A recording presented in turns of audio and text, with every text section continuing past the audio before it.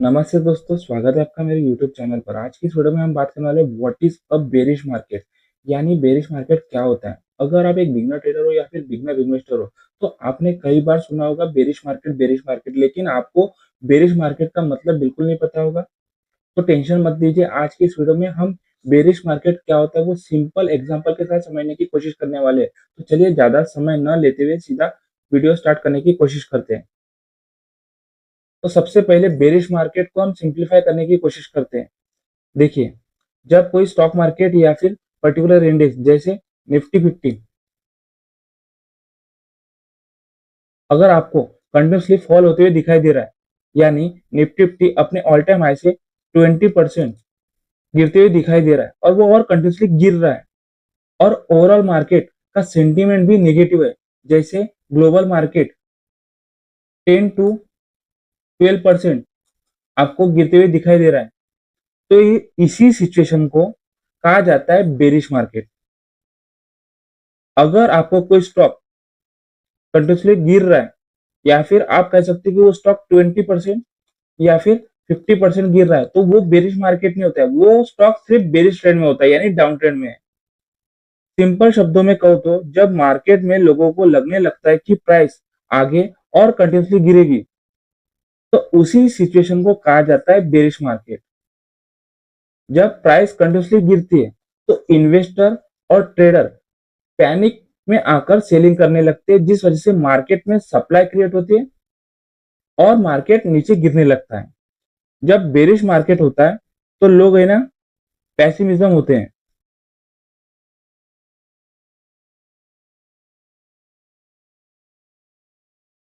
आप में से कई लोगों के मन में सवाल आया होगा कि why is bearish market called bear, यानी बियरिश मार्केट को बियर क्यों बोलते हैं।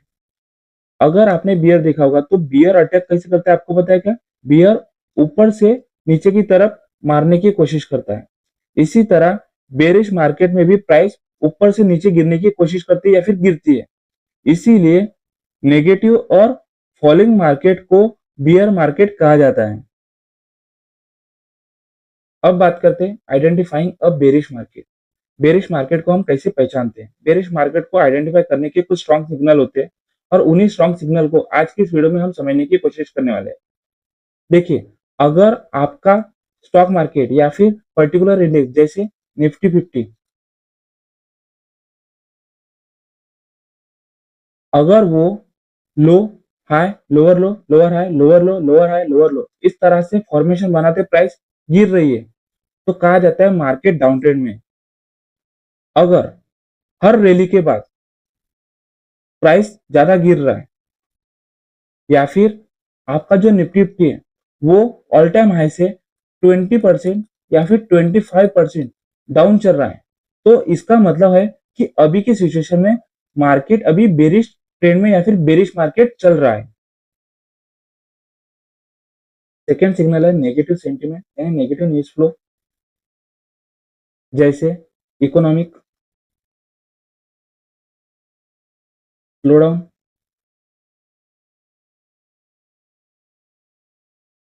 रिसेशन, फियर या फिर इंटरेस्ट रेट का बढ़ना।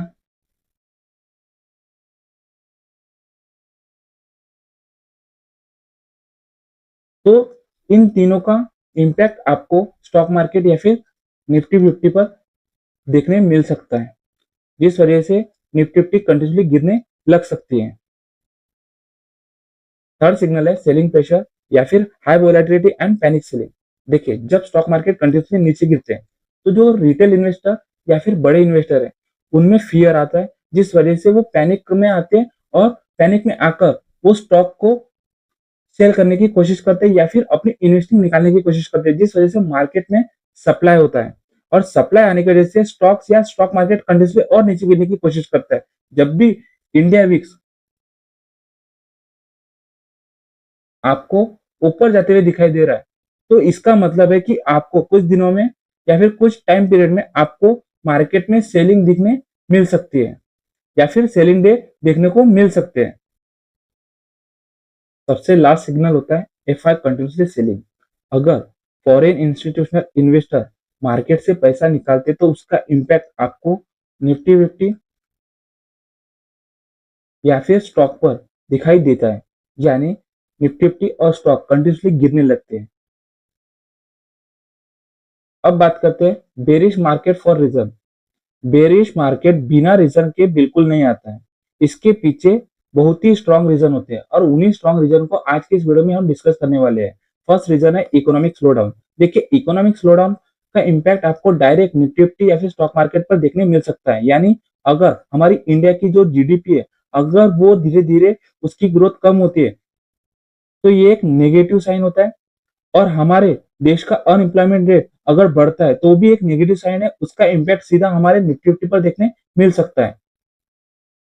सेकेंड रीजन है हाई इन्फ्लेशन और इंटरेस्ट रेट। अगर इंटरेस्ट रेट बढ़ता है तो ये एक नेगेटिव साइन है जिसका इम्पैक्ट आपको स्टॉक मार्केट या फिर निफ्टी फिफ्टी पर देखने मिल सकता है, क्योंकि देखिए अगर महंगाई बढ़ती है तो reserve bank of India interest rate बढ़ाएगा, और इंटरेस्ट रेट बढ़ेंगे तो ज्यादातर लोग लोन नहीं ले पाएंगे, और जो कंपनियां लोन ले रही है और उन्हें प्रॉफिट होता है तो प्रॉफिट का कुछ हिस्सा लोन चुकाने में जाएगा, और जिस वजह से कंपनी का प्रॉफिट है ना थोड़ा डिक्लाइन दिखाई देगा, जिस वजह से इंडिया की इकोनॉमी पर प्रेशर होगा, और उस इकोनॉमी पर प्रेशर होगा तो वो प्रेशर आपको निफ्टी फिफ्टी पर देखने मिल सकता है।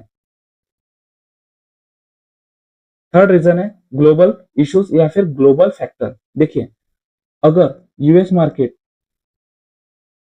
क्रैश करता है तो उसका इम्पैक्ट आपको निफ्टी फिफ्टी में देखने मिल सकता है, यानी अपने मार्केट में सेलिंग देखने मिल सकती है। अगर किसी दो देशों के बीच में वॉर हो रहा है या जियो पॉलिटिकल टेंशन है तो उसका भी इम्पैक्ट हमारे निफ्टी फिफ्टी पर देखने मिल सकता है। अगर किसी देश में रिसेशन या फिर फाइनेंशियल क्राइसिस आ रहा है तो उसका भी इम्पैक्ट हमारे निफ्टी फिफ्टी या फिर स्टॉक मार्केट पे आपको देखने मिल सकता है। अगर क्रूड ऑयल का प्राइस बढ़ता है तो उसका भी इम्पैक्ट हमारे स्टॉक मार्केट पर देखने मिल सकता है।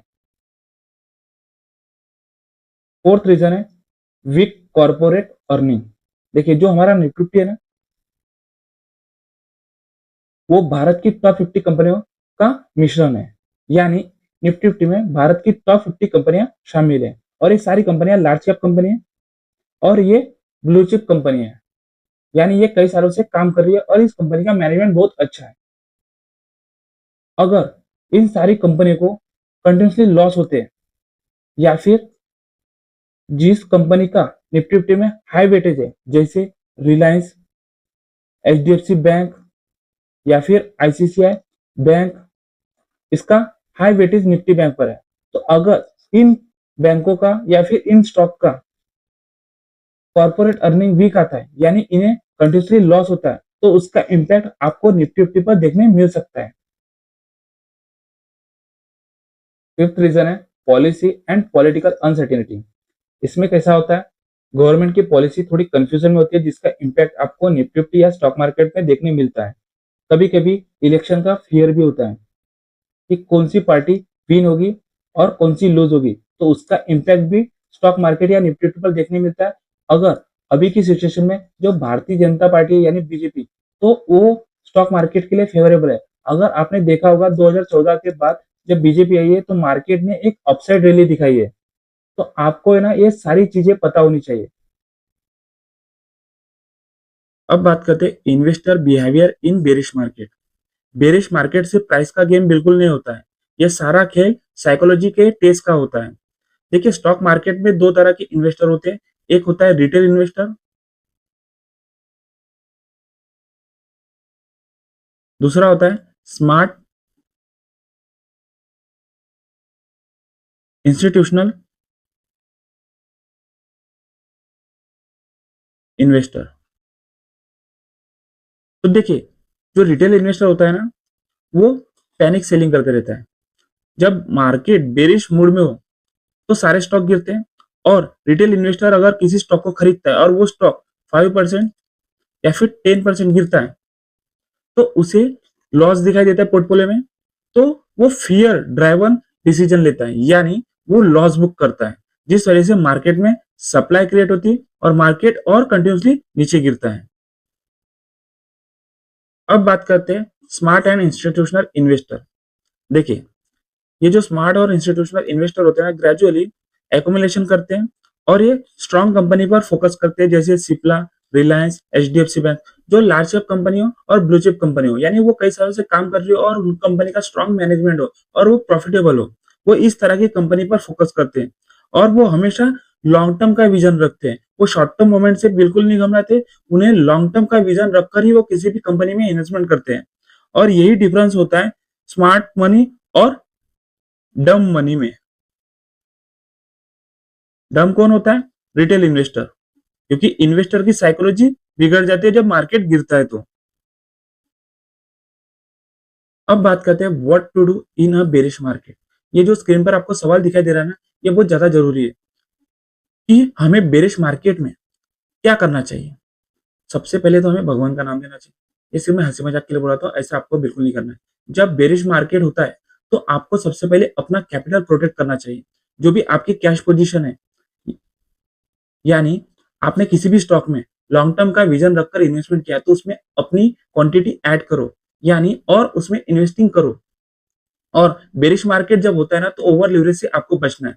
सेकेंड है focus on strong fundamental company. अगर आप एक बिगिनर इन्वेस्टर हो तो आपको फंडामेंटल एनालिसिस करना सीखना होगा। फंडामेंटल एनालिसिस के थ्रू ही किसी भी कंपनी में इन्वेस्टमेंट करना चाहिए, क्योंकि फंडामेंटल एनालिसिस से हमें पता चलता है कि उस कंपनी में कितना रिस्क है और हमारा रिस्क ना के बराबर हो जाता है।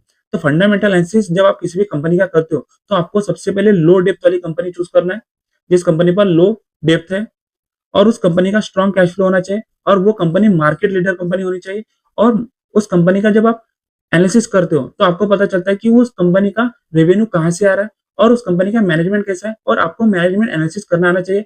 उस कंपनी का कॉर्पोरेट गवर्नेंस कैसा है, ये सारी चीजें आपको पता चल जाएगा और उसी सेक्टर की कंपैरिजन में वो कंपनी क्यों अच्छी है ये आपको फंडामेंटल एनालिसिस के थ्रू पता चल जाएगा। जब फंडामेंटल एनालिसिस करोगे तो आपको पता चलेगा कि वो कंपनी का जो शेयर का प्राइस चल रहा है, मान लीजिए एक कंपनी का शेयर का प्राइस 100 रुपए चल रहा है, तो आप फंडामेंटल एनालिसिस के थ्रू पता कर सकते हो कि वो कंपनी का जो प्राइस है वो ओवर प्राइस है या फिर अंडर प्राइस है।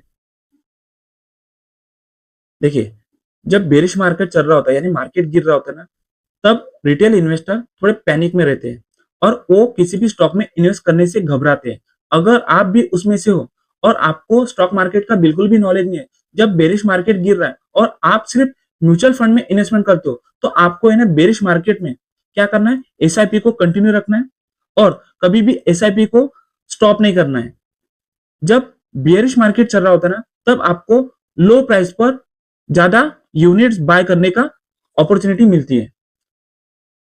फोर्थ है कीप इमोशन कंट्रोल। देखिए, फियर और ग्रिड दोनों से दूर रहो, लॉन्ग टर्म गोल याद रखो। सबसे लास्ट है स्लो एक्यूमुलेशन स्ट्रेटेजी। एक बार में इन्वेस्ट मत करो, ग्रेजुअली बाइंग करते रहो। अब बात करते हैं बेरिश मार्केट में ट्रेडर क्या करता है। जो एक्सपीरियंस ट्रेडर होता है ना, यानी प्रो ट्रेडर, वो बेरिश मार्केट में शॉर्ट सेलिंग कर कर प्रॉफिट बनाता है, या फिर कभी कभी experience trader put option use कर कर प्रॉफिट बनाने की कोशिश करता है। लेकिन अगर आप बिगनर हो तो बेरिश मार्केट में या बियर मार्केट में ट्रेडिंग करना रिस्की हो सकता है आपके लिए। जब मार्केट बेरिश मोड में होता है यानी मार्केट कंटिन्यूअसली गिर रहा होता है, तो ये बेरिश मार्केट रिटेल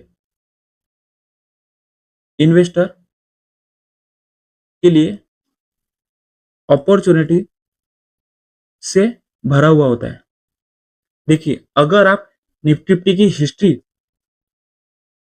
उठाकर देखोगे ना, तो निफ्टी फिफ्टी ने एनुअली एवरी ईयर 10 to 12% का रिटर्न दिया है। देखिए, जब भी बियर मार्केट चल रहा होता है यानी मार्केट जब भी गिर रहा होता है, उसके बाद बुल मार्केट आता है यानी मार्केट रिकवरी मोड पर होता है, यानी मार्केट उठने की कोशिश करता है। लेकिन जब बेरिश मार्केट चल रहा होता है ना, तो ये फंडामेंटली कंपनी आपको चिप प्राइस पर मिलती है। अगर आप उस कंपनी में इन्वेस्टमेंट करते उस समय, तो आपको ना लॉन्ग टर्म में अच्छा खासा रिटर्न मिल सकता है। और वॉरेन बफेट कहते हैं be fearful when other are greedy and greedy when other are fearful. देखिए, इन्वेस्टिंग की दुनिया में बहुत बड़े इन्वेस्टर है वॉरेन बफेट। तो आपको समझना होगा, जब लोग घबरा रहे तब आपको इन्वेस्ट करना है और जब लोग इन्वेस्टमेंट कर रहे हैं तब आपको सिर्फ मार्केट को देखना है। अब बात करते हैं बेरिश मार्केट में रिटेल इन्वेस्टर कौन सी गलतियां करते हैं। देखिए, रिटेल इन्वेस्टर अक्सर ये गलतियां करते हैं। फर्स्ट गलती है पैनिक सेलिंग करते हैं। सेकेंड मिस्टेक है ओवर ट्रेडिंग। थर्ड मिस्टेक है वो सिर्फ लोगों के टिप्स पर भरोसा कर कर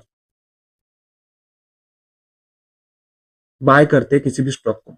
फोर्थ मिस्टेक है वो क्वालिटी स्टॉक को बेच देते हैं। इन मिस्टेक से आप अपना फ्यूचर रिटर्न खराब कर सकते हो।